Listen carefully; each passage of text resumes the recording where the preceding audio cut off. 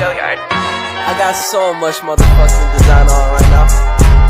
Break it down, bring it back, make it clap. I got 3 old thoughts, new guap, where that thing, bitches on my line. Assalamualaikum warahmatullahi wabarakatuh. Perkenalkan nama saya Muhammad Rizky Pratama. Perkenalkan nama saya Muhammad Syarif Fuadi.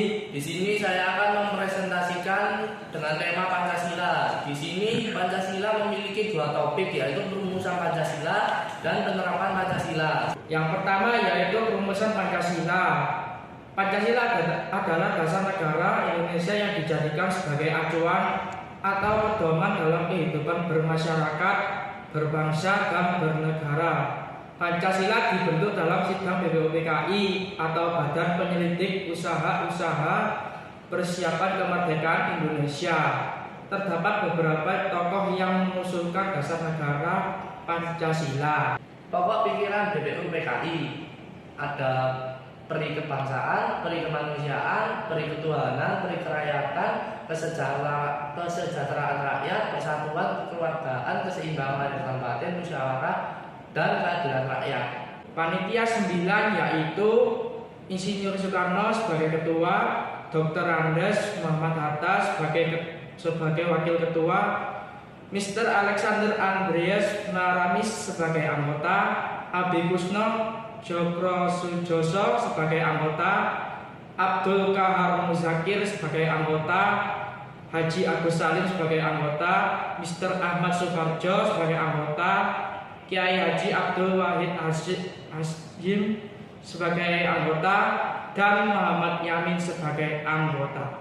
Yang kedua, penerapan Pancasila. Penerapan Pancasila bertujuan agar terciptanya kerukunan di negara Indonesia, tumbuhnya rasa kedisiplinan pada masyarakat Indonesia, dan sikap toleransi dan tidak membeda-bedakan agama lain. Konteks bangsa. Penerapan Pancasila dalam konteks kehidupan berbangsa di negara Indonesia. Yang pertama yaitu percaya kepada Tuhan Yang Maha Esa atau mempunyai keyakinan. Yang kedua yaitu menghormati setiap orang sebagai sesama umat beragama. Yang ketiga yaitu tidak memaksa orang lain untuk menganut agama tertentu. Yang keempat yaitu bersikap adil sebagai sesama manusia. Dan yang kelima, pribadi atau golongan tertentu.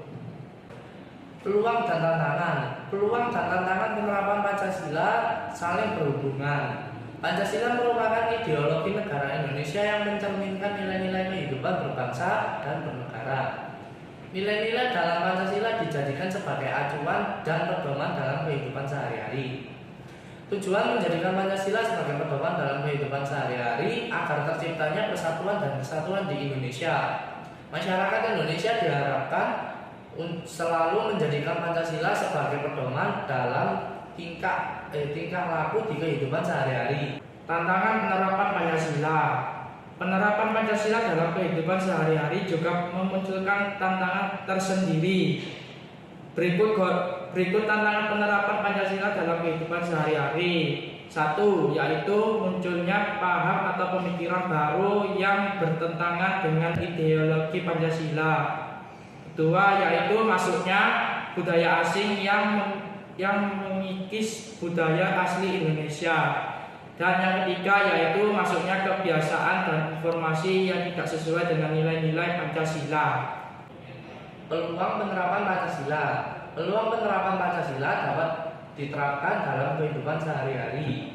Di era globalisasi dan digital sekarang, peluang penerapan Pancasila bisa dilakukan menggunakan teknologi informasi.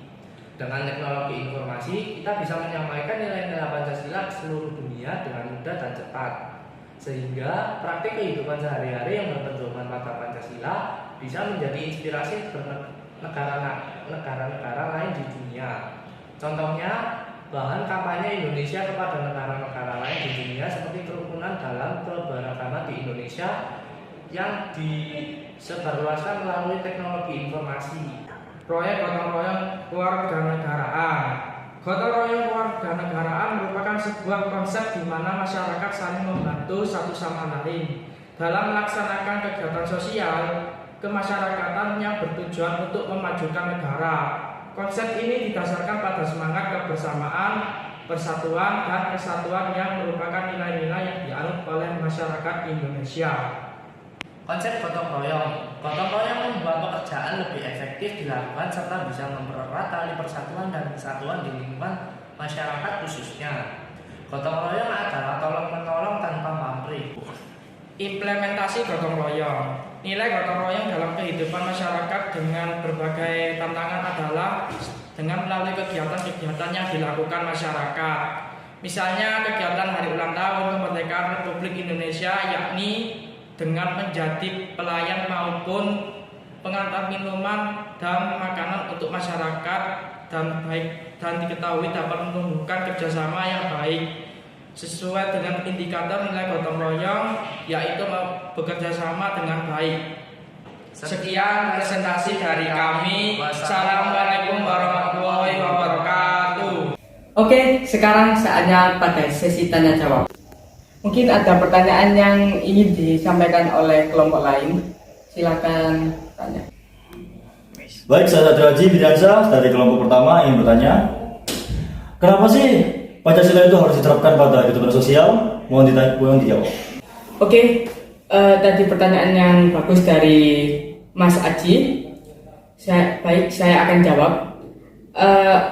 Pancasila harus diterapkan agar terciptanya kerukunan di negara Indonesia tercipta. Baik, apakah ada pertanyaan lagi? Baik, saya izin tanya, saya Ahmad Rizky Fauzi dari kelompok 1 ingin mempertanyakan apa aja sih dampak jika Pancasila diterapkan di Indonesia? Saya akan menjawab pertanyaan dari Mas Fauzi. Yang pertama, masuknya budaya asing yang mengikis budaya asli Indonesia. Masuknya kebiasaan dan tidak sesuai dengan nilai-nilai Pancasila. Baik, sekarang saya akan tutup sesi tanya jawab. Sekian dari video kami. Mohon maaf jika kita ada salah kata. Sekian dari kelompok kami. Wassalamualaikum warahmatullahi wabarakatuh.